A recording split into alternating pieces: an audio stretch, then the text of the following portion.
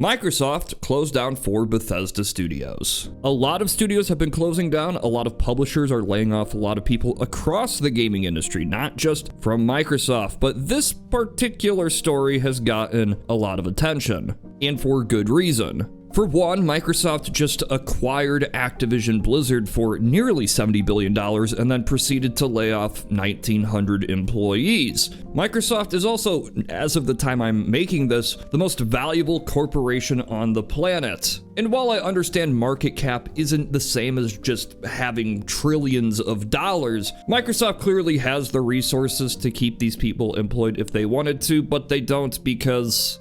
honestly, that's what we're gonna try to figure out today. This is an ongoing and developing story, so if something happens after I post this video, obviously I can't change it. Sorry about that. So I'm just gonna say my opinions on the issues at hand, and hopefully they don't age like milk.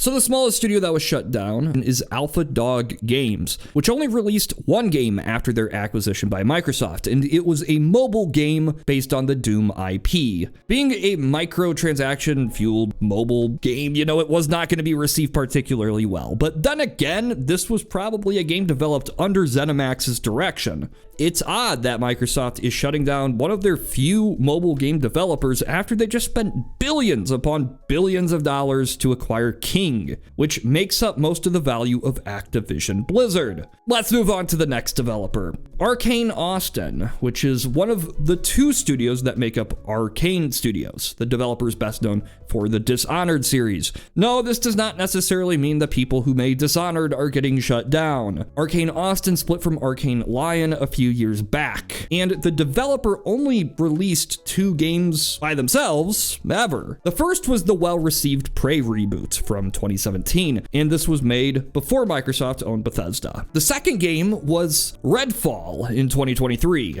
In Redfall was not good. It was a disaster. The game was promoted as one of the major Xbox hits of 2023, but it ended up not only being a bad game, but kind of just a complete embarrassment for everybody, for everyone involved. Complaints about poor optimization and always online requirements ended up being the least of anyone's concerns because the game was just simply awful and generic and unfinished. This started raising a lot of questions whether Microsoft even had any quality control when it came to their own games. Later, blame would be placed on ZeniMax, and Microsoft was said to have had a hands-off approach on the development of the game. Now, I've never felt that this should excuse Microsoft from any of this. They were the ones making money from this, knowing that the game was in the condition that it was in. Closing down Arcane Austin is pretty sad because they did have one, good game. And it's been reported that the same month that this studio was closed down, Redfall was just about to receive a major update allowing the game to be played offline.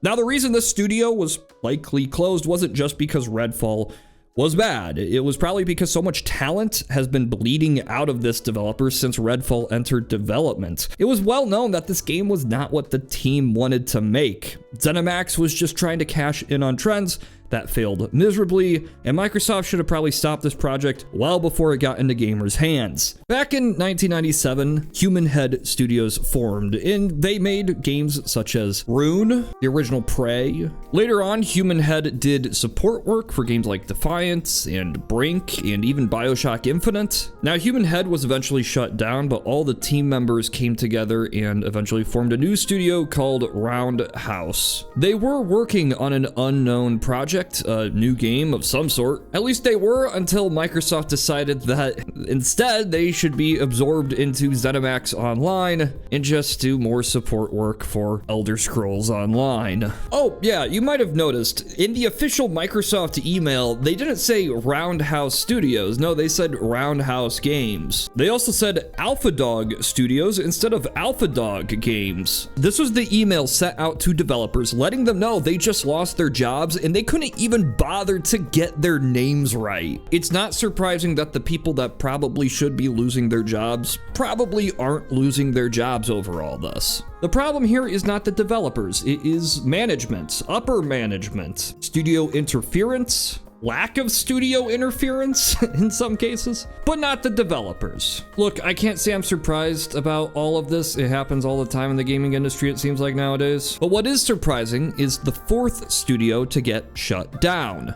Tango Gameworks. A few years back, they were well known for the Evil Within series. They also made Ghostwire Tokyo, which had some mixed reviews, but what really seemed to get them a lot of attention was the surprise 2023 hit Hi-Fi Rush. This was a rhythm action game that was shadow dropped early in 2023, and critics loved it, fans loved it, and Microsoft themselves claimed it was a huge success in all key measurements. Of course, they never disclosed what that meant. And then, a year later, the studios closed down. Now, a few weeks before the closure, the CEO and founder of Tango left, but that doesn't seem to be necessarily the reason why the studio was closed down. Hi-Fi Rush was not developed under his direction, so it's not as if the studio just had to close down because he left. It's been reported that they were trying to get Hi-Fi Rush 2 greenlit. Now, the internet has been baffled and confused and confuddled as to why Microsoft would have shut down this studio. Okay, so contrary to popular belief, Hi-Fi Rush wasn't necessarily some inexpensive indie or AA scale game. We don't know the actual budget, but apparently it wasn't that cheap. And while it might have been a success in all key measurements, that doesn't mean it was profitable. And it likely was not, because it released on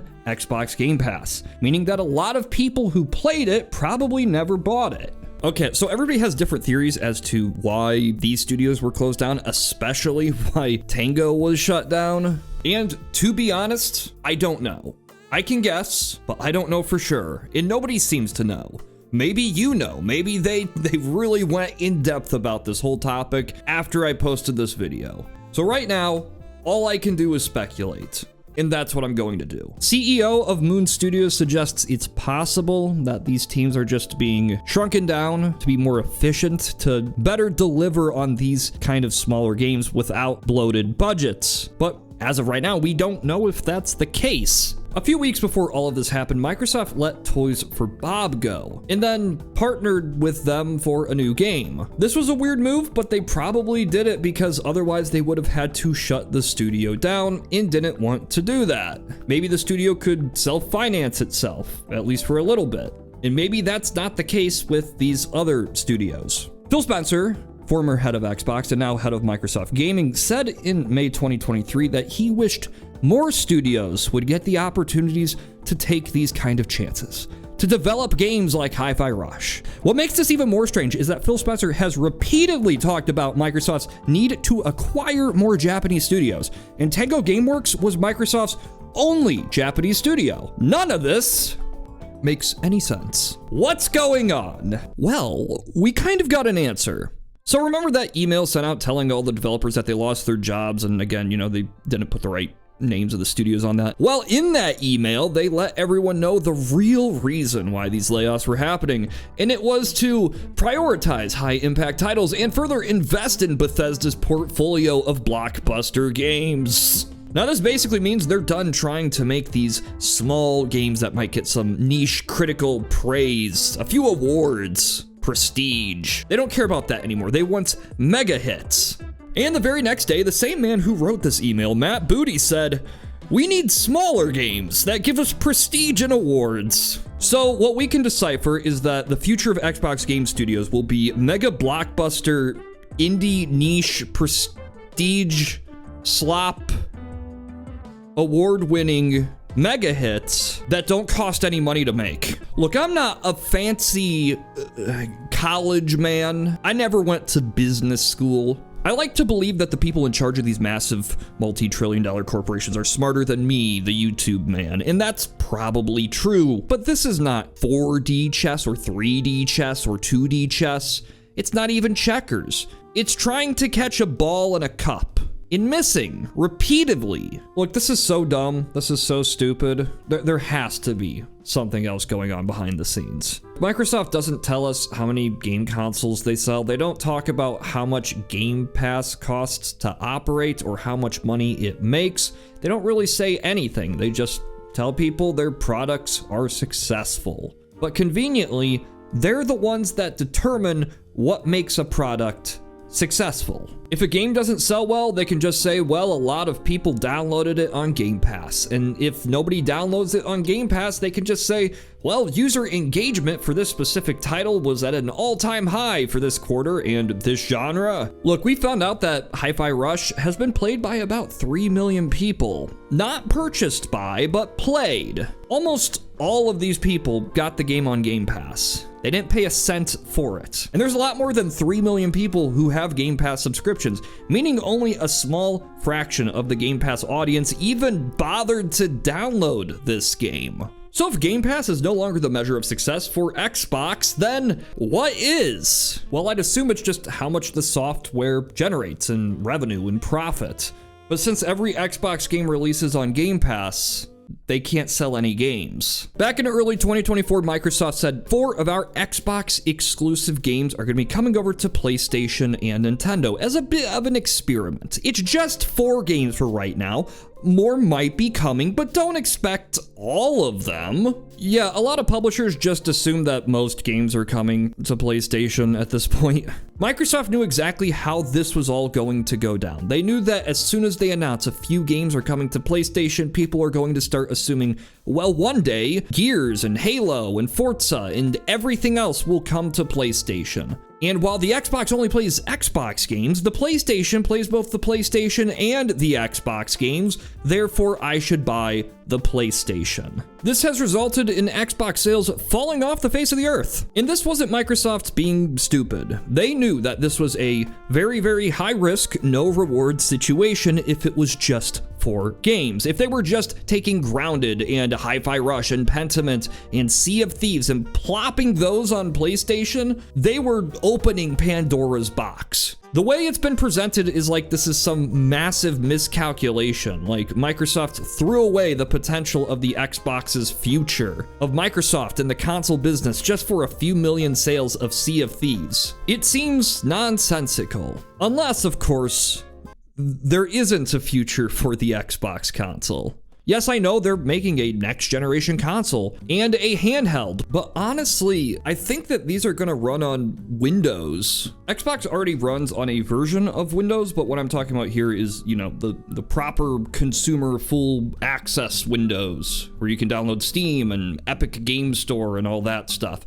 And statements from Microsoft seem to indicate that this is the direction Xbox might be heading in. I don't want to get too bogged down with this today because I have a few videos planned on this topic, but I think this is essential into understanding why Tango Gameworks got shut down. While both Sea of Thieves and Grounded seem to be doing very well on PlayStation, Sea of Thieves doing exceptionally well, Hi-Fi Rush didn't really leave that big of a mark. Phil Spencer has made many statements about how consoles are no longer profitable or they're stagnant in their growth. And this is the kind of remarks you make before leaving the console industry, which is something Microsoft might be doing sooner rather than later. And so I think that the measure of success of Xbox game studios going forward is how well those games sell on PlayStation. But even if this is true, it does not explain the contradictions between executives' statements and their actions. Why would Phil say he wants more Japanese studios only to close down the only Japanese studio they have? Why would Xbox say they want to continue supporting Redfall only to shut it down a few months later? Well, I think it's because there's a little bit of a coup going on inside of Xbox. We've always known that Xbox has been on shaky ground within Microsoft, and the only reason it exists today is because Phil Spencer promised the CEO that he could turn the brand around after the terrible reveal of the Xbox One in 2013. There were promises of billions of users over the cloud and how Xbox would really help Microsoft, the multi-trillion-dollar corporation, make even more money. But as far as we can tell, none of this has really panned out. And you could argue that Xbox has kind of been a liability for Microsoft over the past few years, especially after all the scrutiny that they got with that FTC case. Like a day after all this went down, the president of Xbox, Sarah Bond, gave an interview and was asked about the closure of Tango Gameworks and just kind of gave a non-response. To me, this just reinforces the idea that these decisions are not coming from the Xbox team, but maybe the Microsoft board and CEO. So in short, my speculation is that Xbox is transitioning into Microsoft gaming. It is going multi-platform. Rather than focusing on Game Pass subscriptions and console sales, Microsoft is more interested in just selling a lot of games. Recently, the Fallout TV show released on Amazon Prime and seemed to be a very big success, but there was no Fallout game tie-in to allow for cross synergy that these corporations love. As Bethesda Game Studios is preoccupied with Starfield updates, DLC, and eventually Elder Scrolls 6, Microsoft is probably looking around for other Bethesda studios to make a new Fallout game, and Tango Gameworks and Arcane Austin, well, they just weren't really that suitable. Tango being a Japanese studio and Arcane Austin losing so many employees, well, they probably just weren't in a position where they could produce the mega blockbuster hits that Microsoft is now interested in, the kinds of games that will sell well on PlayStation rather than just get a few downloads on Xbox Game Pass. Or I'm completely wrong, and Microsoft is just really stupid. That's always a possibility.